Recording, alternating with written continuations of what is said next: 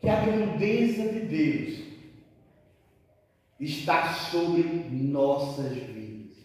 O que nós precisamos é cada dia mais nos aproximar de Deus. O que nós precisamos é cada dia mais chegar perto de Deus. Paulo era um perseguidor, virou perseguido. Por que Paulo se tornou um perseguido? Porque ele deixou de ter zelo pela lei para conhecer a lei, que é Cristo Jesus. Quando você conhece a Cristo Jesus, quando você tem uma intimidade com Cristo Jesus, você incomoda. E esse incomodar é que vai fazer com que você seja perseguido no seu trabalho, na escola, na faculdade, na sociedade. Por quê? Porque você incomoda, porque você vive os princípios de Cristo. Você não vive os princípios do mundo. Porque, como eu já falei, quando a Bíblia diz o mundo jaz no maligno, se eu vivo os princípios do mundo, a Bíblia diz que eu sou do maligno. Mas se eu vivo os princípios de Cristo, a Bíblia diz que eu sou bem-aventurado em Cristo Jesus. Nós precisamos ter essa visão. E Paulo, durante muito tempo, foi cego. Paulo não ficou cego quando caiu do cavalo. Paulo já era cego, porque ele estava unicamente feito um cavalo, que olhava só para aquilo, para frente, para o que tinham ensinado a ele, o que os homens tinham ensinado a ele, o que Gamaliel tinha ensinado a ele. Mas quando Deus toca no coração de Paulo, e que cega ele com escamas, e quando aquelas escamas caem, Paulo começa a ver o verdadeiro caminho da graça e da salvação. E esse verdadeiro caminho é Cristo, meus irmãos. É uma vida diária com Cristo. E aí a gente vê aqui, eu separei aqui o capítulo 9, eu separei o versículo 15 e 16, que mostra por que e para que Paulo foi separado. E aí fala aqui o versículo 16 do capítulo 9, o versículo 15 do capítulo 9 diz assim: mas o Senhor disse, vai, este é para mim um instrumento escolhido para levar o seu nome, o meu nome, perante os gentios, reis, bem como perante os filhos de Israel, pois eu lhe mostrarei o quanto lhe importa sofrer pelos meu nome. Veja só, Deus faz com que Paulo caia do cavalo, ele fique cego, chama um homem chamado Barnabé, né? Chama aquele homem para que, chama Ananias para que Ananias vá aonde está Paulo, para que Paulo venha ser curado. Ananias ia orar por Paulo, para que Paulo viesse ser curado e começasse a ver a verdade do Evangelho. O que é que isso nos ensina, meus irmãos? Aquele que te persegue, tu precisa estar orando por ele. Tu precisa estar orando por ele, porque as escamas irão cair. E eles irão ver a verdade de Cristo Jesus. Se eles te perseguem, é porque o diabo sabe que quando ele conhecer a verdade, ele também será instrumento de Deus para a vida de muitos. Amém. Glória a Deus. Então, essa é o primeiro aprendizado que eu vejo aqui. Ananias foi lá ele, pior que Ananias, na conversa com o Senhor, ele diz assim: mas Senhor, esse homem persegue os cristãos.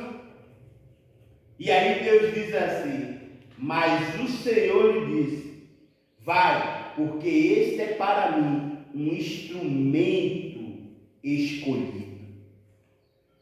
Meus irmãos, Deus separa cada um de nós para que sejamos instrumento dele nos determinados lugares.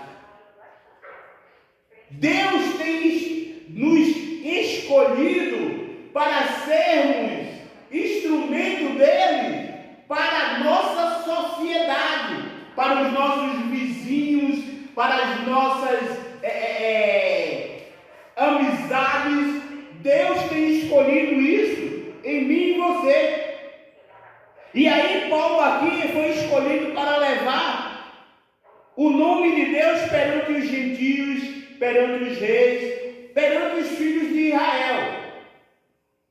Mas Paulo foi escolhido. Por que Paulo foi escolhido? Porque aquele homem que perseguia foi escolhido por Deus para pregar o Evangelho. Primeiro, porque Deus viu o que Paulo poderia fazer para toda a humanidade através do conhecimento humano.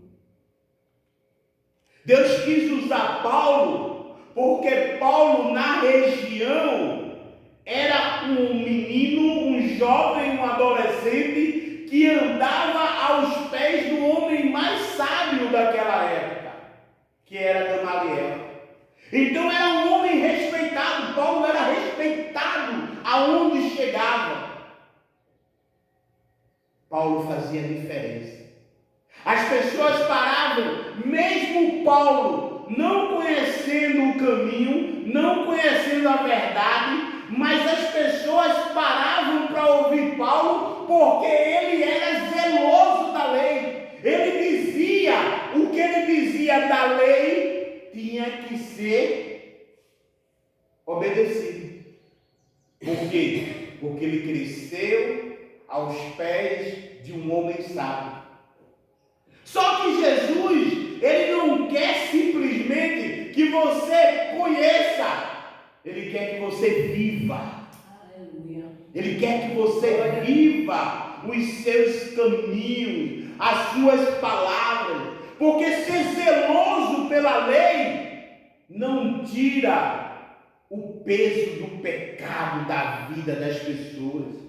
Hoje a religião tem matado muitas pessoas, porque muitos são religiosos, zelosos da lei. Ah, meu pai fazia isso, eu vou fazer. Minha mãe fazia isso, eu vou fazer. Não! Cristo é que é espelho para cada um de nós.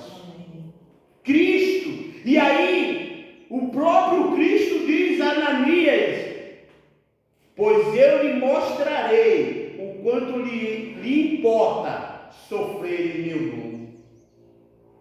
A vida do crente não é só alegria. Quem prega isso é mentira. Quem prega que a vida do crente é só grandeza e riqueza é mentiroso. Pois a palavra de Deus diz: no mundo terei aflição. Tem de bom ânimo, eu venci o mundo. Então nós vamos ter aflição. E Paulo, quando é chamado aqui, Paulo diz, Deus diz logo, o próprio Cristo diz logo, que ele iria padecer, sofrer pelo nome de Cristo. Então, quando alguém lhe caluniar no seu trabalho, quando alguém lhe chamar de crente chato, de crente metido, de crente que só quer saber, não se preocupe. Só ore pelaquela pessoa, pois você foi escolhido por Deus para ser referencial do viver de Cristo naquele lugar. E o chamado de Paulo, ele vai além, meus irmãos, Porque quando nós estamos na direção de Deus, Deus sempre nos chama para algo maior do que nós possamos imaginar. E aí eu quero ler com vocês Atos capítulo 13. Atos capítulo 13, versículo 1 em diante, que fala assim: havia na igreja de Antioquia profetas e mestres, Barnabé, Simeão, por sobrenome Lige, Lúcio de Cirene, Manaim, Colassos de Herodes, o tetrarca, e Saulo. E servindo eles ao Senhor, jejuando, disse o Espírito Santo: separai-me agora Barnabé e Saulo para a obra que eu tenho chamado. Então, jejuando e orando e impondo sobre eles as mãos, os despediram, os dispensaram. Gente, nesses 3 versículos nós vamos ver o quanto é importante a oração para a mudança de vida da pessoa. Lá em Atos, capítulo 9, tudo começa a ser visto por Paulo depois da oração, de Ananias. Ananias vai e ora e as escamas caem dos olhos de Paulo. Aqui em Antioquia, a palavra diz que havia homens, profetas e mestres. Então, já havia pessoas que conheciam, que tinham entendimento do que era servir a Jesus. Já tinha homens aqui que sabiam ensinar a palavra de Deus, que eram mestres, sabiam ensinar a palavra de Deus. Homens profetas eram homens que profetizavam pela palavra o que iria acontecer naqueles dias, mas pela palavra de Deus. Homens que tinham o conhecimento da verdade de Cristo Jesus. Homens que viviam a palavra de Cristo Jesus. Homem que conhecia o caminho de Cristo Jesus. E aí eu me lembro como lá em João diz, capítulo 14, versículo 6, que é um versículo que toda a igreja tem que memorizar. Muitas igrejas têm memorizado João 3,16. Realmente é um versículo ótimo. Mas esse versículo de João 14, versículo 6, toda a igreja precisa memorizar para ter direção de uma vida de Cristo. Porque o Senhor diz: eu sou o caminho, a verdade e a vida. Paulo precisava de um caminho. E esse caminho se apresentou para ele no caminho de Damasco. Paulo precisava conhecer a verdade. E essa verdade foi mostrada a Paulo quando Ananias ora por ele e as escamas caem. E ele volta a enxergar, não como enxergava antes, mas vendo a grandeza de Cristo ao seu redor. Paulo precisava ter uma vida de comunhão com Deus, uma vida de relacionamento com Deus. E é assim que nós precisamos ter uma vida de relacionamento com Deus, dia após dia, pois Deus está pronto para te chamar para uma obra que só Ele sabe onde é que é. E aí a gente vê que dentro da igreja, os homens que era conhecido como mestre e como profeta, são aqueles a qual Deus escolhe, porque Porque a palavra diz que eles estavam jejuando. Estavam jejuando. Pastor, qual o valor do jejum? É você matar a sua carne para que Cristo reine. É você renunciar aos prazeres da tua carne, às tuas vontades e estar na direção de Cristo. E aí a Bíblia diz que o Espírito Santo fala para aqueles homens. Preste atenção, meus irmãos, quando você tem intimidade com Deus, quando você anda com Deus, quando você está em comunhão com Deus, Deus vai falar contigo. Deus vai estar falando e você vai ouvir a voz de Deus. Amém. E aí essa voz, a Bíblia fala que diz: separai Paulo, Saulo e Barnabé para uma obra que tenho chamado. Deus não diz aqui qual é a obra. Deus só diz que é uma obra que eu tenho chamado eles para ir. E aí eu vejo que tantos e tantos missionários diz que tem chamado, mas diz não, mas Deus me chamou para tal lugar, Deus me chamou para ir para França, para ir para Portugal, para ir para Itália, para a capital, né?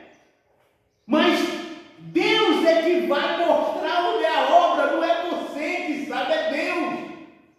E aí muitas vezes Deus te coloca num sertão, aonde o caminhão pipa só passa de 15 em 15 dias. E aí você quer voltar, não volte, porque foi Deus que lhe colocou lá, e Deus vai suprir a sua vida. E é ali que você vai começar a ter um relacionamento com Deus. A obediência ao Senhor nos leva ao relacionamento de vida, caminho, verdade e vida. É o que nós cristãos, é o que nós igreja precisamos aprender, é conhecer o caminho de Cristo, é conhecer a verdade de Cristo, é viver uma vida com Cristo.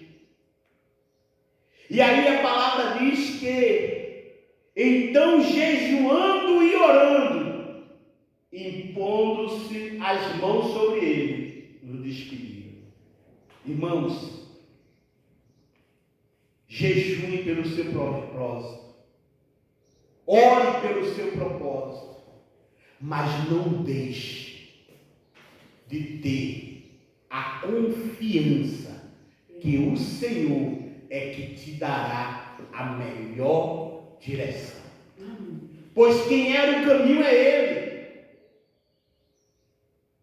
Quando me trouxeram de Alagoas para cá, vou dizer, quando eu comecei o ministério que o Senhor me deu em Recife, que só disseram, não, você vai para o sertão.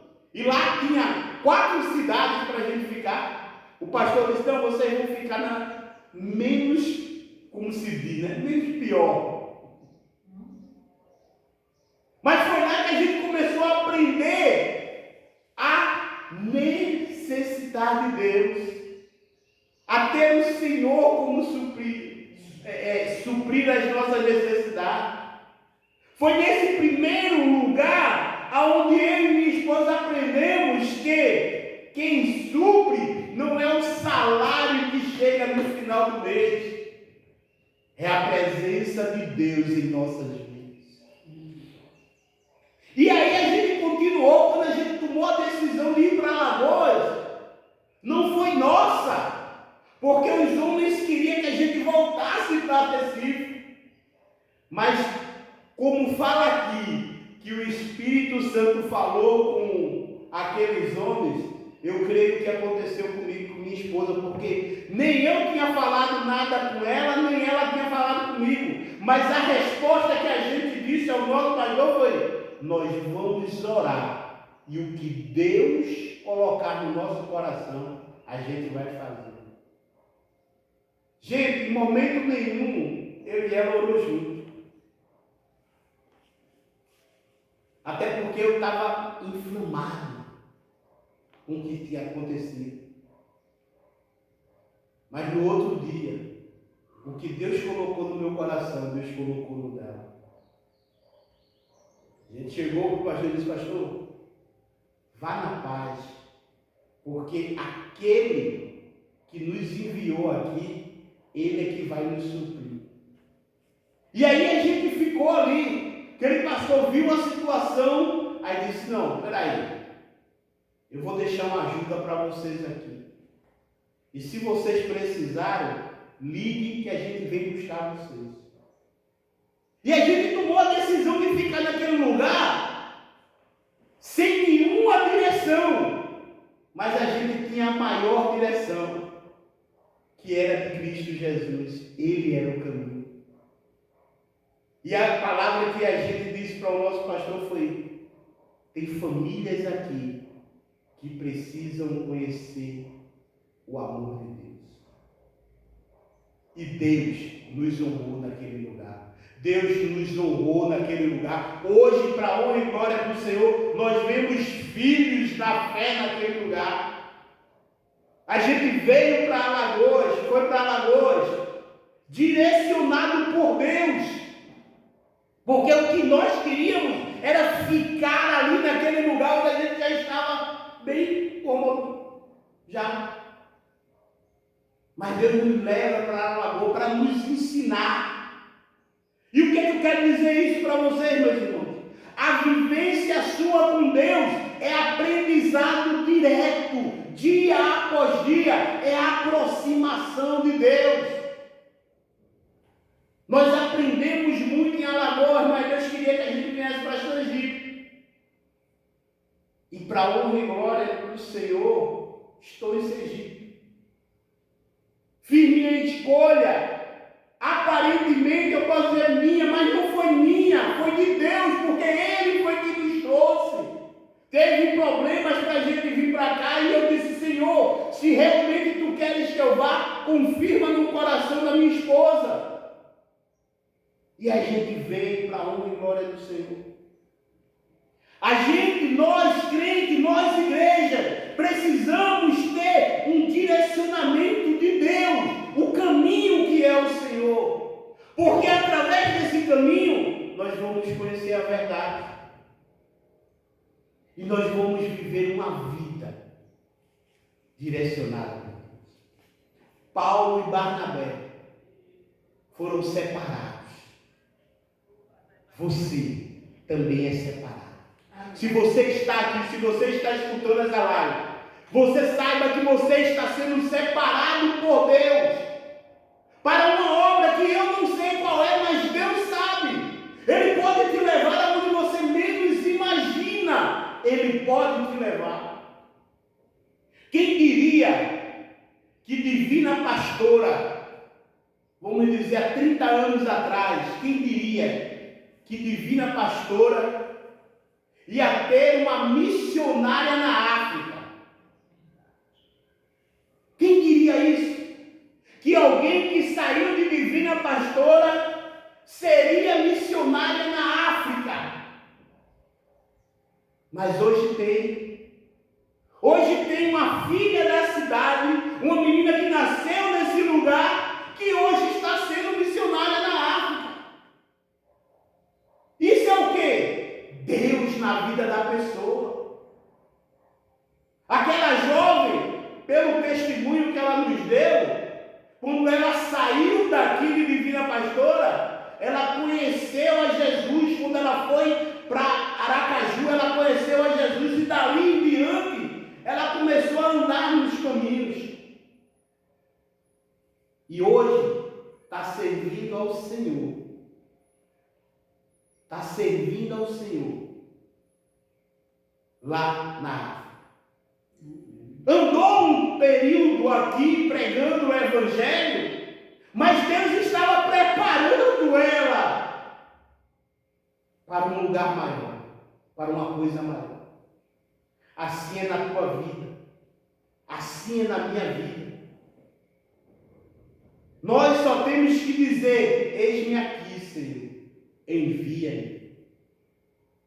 Pois todo missionário, ele precisa acreditar nisso. Que quem está enviando não é a igreja, não é o pastor, mas sim é Jesus Cristo que está te enviando para uma obra maravilhosa que Ele há de fazer. Seja onde for que Ele vai te levar, Ele vai suprir a tua vida. Você acredite que você é missionário do Senhor. A sua escola, o seu trabalho, a sua faculdade, os seus vizinhos precisa ver Cristo em cada um de nós, para que a obra missionária do Senhor possa ser propagada em nome de Jesus. Eu quero orar por você, meus irmãos. Eu quero fazer uma oração nesse momento pela a filha da irmã Gisele, a Dina, agradecendo a Deus pelo que Deus tem feito na vida dela e ainda irá fazer em nome de Jesus. Senhor Deus e Pai, te agradecemos, ó Deus, por essa palavra. Te agradecemos, ó Deus, pelo que Tu has de fazer nas nossas vidas. Te agradecemos, ó Deus, pelos planos que Tu tens para com essa cidade, Senhor. Porque eu creio, ó Deus, que Tu ainda tem muita coisa a fazer em Divina Pastora. Pai, eu venho também te agradecer, ó Deus, pelo livramento que Tu deste à filha da irmã Gisele aqui. Deus, obrigado, Senhor, porque Tu estava ali presente, usando a mão daqueles homens, para que tudo ocorresse da melhor maneira. E como foi orado antes, Senhor, o que os homens não puder fazer, que Tu possas ir lá e fazer o Teu milagre. Deus, obrigado pela vida daquela jovem. Obrigado pela vida dela, Senhor, e da sua família. Faz, Senhor, com que o Teu Espírito Santo venha estar quebrantando aqueles corações, para que as orações da sua mãe, Senhor, possam ser ouvidas dia após dia. Ó Deus, que toda a família venha conhecer a Cristo Jesus. Deus, obrigado, Senhor, pela grandeza do Teu nome nas vidas de Divina Pastora, nas vidas de Maniçoba, nas vidas de Bonfim, nas vidas daqui da sede, Senhor. Obrigado, ó Deus, por essas vidas, e vai ao coração de cada um deles, Senhor, quebrando princípios, dogmas, tabus. Desfaz, Senhor, todo laço maligno, mas faz com que a Tua palavra venha a ser vivida nos corações de cada morador de Divina Pastora, em nome de Jesus. Amém e amém. Que a graça e a paz do Senhor Jesus Cristo, que a comunhão do Espírito Santo de Deus estejam com todos nós. Amém e amém. Vão em paz, meus irmãos, e até quarta-feira, se Deus quiser. Amém.